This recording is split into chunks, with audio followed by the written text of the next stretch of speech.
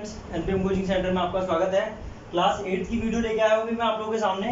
एक चर वाले रैखिक समीकरण पढ़ रहे थे हम। एक्सरसाइज 2.1 कंप्लीट कर चुके थे, एक्सरसाइज 2.2 पे आ चुके हैं। प्रश्न नंबर 1 हमसे कह रहा है अगर आपको किसी संख्या से 1/2 घटाने और परिणाम को 1/2 से गुणा करने पर 1/8 प्राप्त होता है तो वह संख्या क्या होगी। अगर सवाल को ध्यान से पढ़ोगे तो बहुत अच्छी तरीके से हल कर पाओगे भाई। देखो मैं बताता हूँ क्या हल करने की ट्रिक है, इसमें क्या करना है, क्या लॉजिक लगाना है।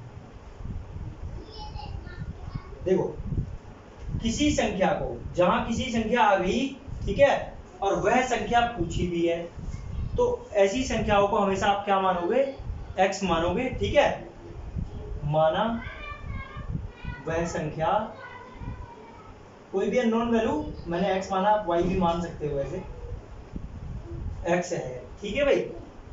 अब देखो प्रश्न पे आते हैं। प्रश्न क्या कह रहा है, संख्या से 1/2 घटाने और परिणाम को, मतलब घटाने पे जो आंसर आएगा उसको कहते हैं परिणाम, ठीक है।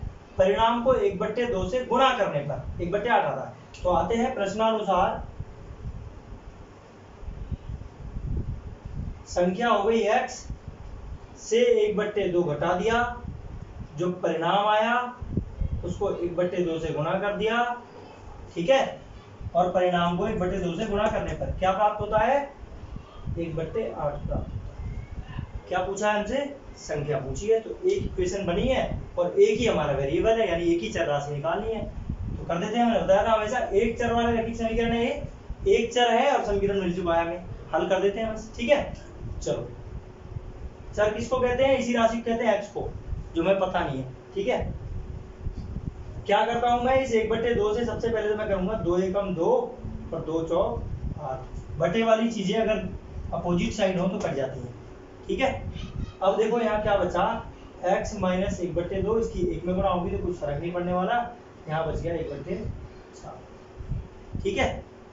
अब मैं क्या करूंगा, जब x की वैल्यू निकालनी है तो 1/4 प्लस 1/2, 1/4 इधर है और इस 1/2 माइनस वाले को उधर दे दूंगा, जुड़ जाएगा।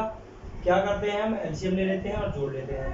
4 और 2 का एलसीएम 4 आएगा, 4 से 1 4 बार में जाता है तो 1 गुणे 1, और ये हो गया भाई 2 से 4 जाएगा 2 बार में, तो 2 गुणे 1 कितना आ गया, 1 प्लस 2/4, यानी x की वैल्यू क्या आ गई एग्जैक्टली, x की वैल्यू आ गई हमारी 3/4।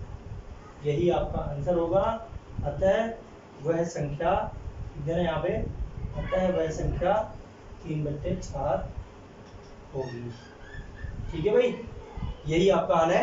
और मैं क्वेश्चन नंबर 2 पे आते हैं। नेक्स्ट क्वेश्चन दूसरे पे, एक आयताकार तरंगताल की लंबाई, तरंगताल क्या होता है अभी बता दूं आपको, तालाब है एक तरह का, ठीक है। तो आयताकार है, वो क्या है, तालाब है, की लंबाई उसकी चौड़ाई के दुगने से 2 मीटर अधिक है, ठीक है। लंबाई क्या है, उसकी चौड़ाई से दुगने से 2 मीटर अधिक है, चौड़ाई के दुगने से 2 मीटर अधिक है। तो जहां भी लिखा हो ना चौड़ाई के दुगने से, ठीक है, क्या चीज है, लंबाई है, उसकी चौड़ाई के दुगने से 2 मीटर अधिक है, तो जो चीज यहाँ पे हो जिसके आगे के लगा हो, ठीक है, ध्यान रखना, उसे आप क्या मानोगे, x मान लोगे। माना चौड़ाई x मीटर है, ठीक है भाई। आगे बढ़ते हैं। यदि इसका परिमाप 154 मीटर हो तो लंबाई व चौड़ाई ज्ञात कीजिए। तो देखो भाई मैं हल कर रहा हूं प्रश्नानुसार।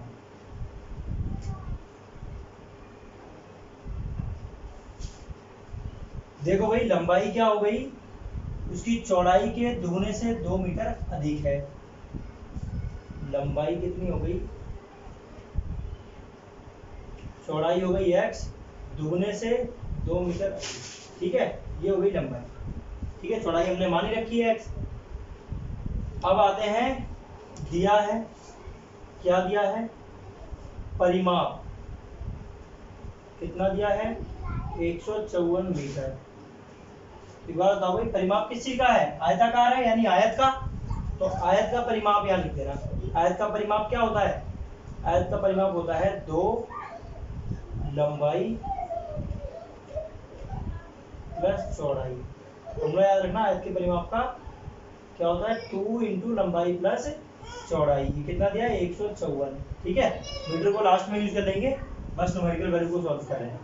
लंबाई हमारी कितनी है, अगर देखें तो हम लंबाई हमारी है 2x प्लस 2 और चौड़ाई कितनी है x। ठीक है, बराबर 154। 2 से काट देते हैं, 2 एकम 2 और ये हो गया 2 सत्ते 14 और 2 सत्ते 14 आगे 77। ठीक है, ऊपर भी अगर दो चीजें दी हुई हो तो वो भी कट जाती हैं, लेकिन ब्रैकेट के टोटली बाहर होनी चाहिए, कॉमन होनी चाहिए, ध्यान रखना है।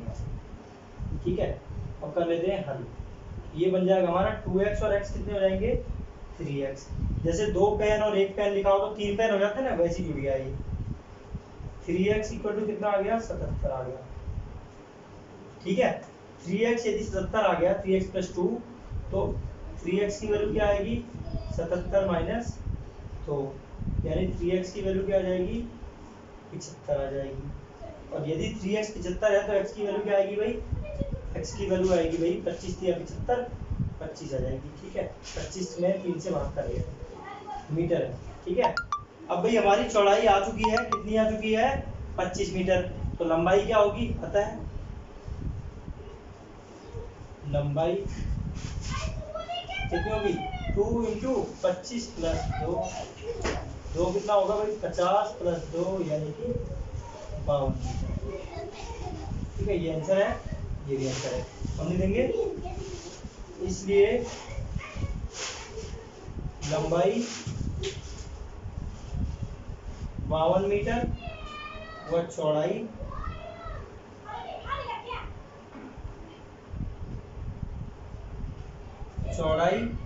25 मीटर होगी। यही आपका आंसर है भाई। इस वीडियो को मैं यहीं समाप्त करने वाला हूँ। किसी को कोई दिक्कत रहती है मुझसे पूछ लेना, ठीक है भाई। और मिलते हैं अगली वीडियो में। वीडियो को भाई लाइक कर देना और अपने दोस्तों से शेयर भी करो, ठीक है। चलो।